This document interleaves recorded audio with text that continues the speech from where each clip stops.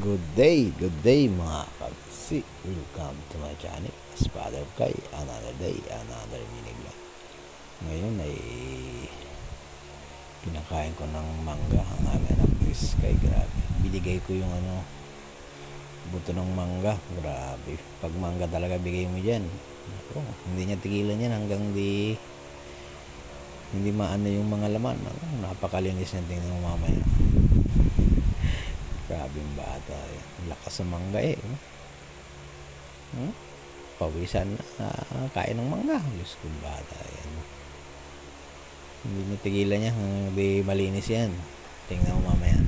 Napakalinis ng buto ng mangga niyan. Napakagaling magsimot. Grabe. Pag mangga talaga ipakain mo sa kain pandesal. Nako. Talaga naman. Malakas na rin siya kumain ng kanin, mga kabisi. Kaya dessert lang niya ang mangga. Ang problema lang, may nangunom ng tubig. Kaya ang ginagawa namin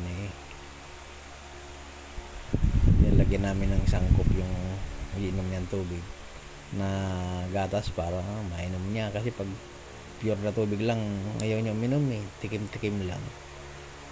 Kaya lang ginagawa namin, lagyan namin isang scoop yung tubig niya. Maubos niya yun.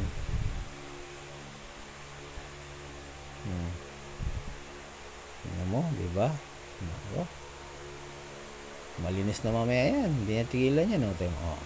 Diba? Talagang sinait ang laman Thank you mga kabisay.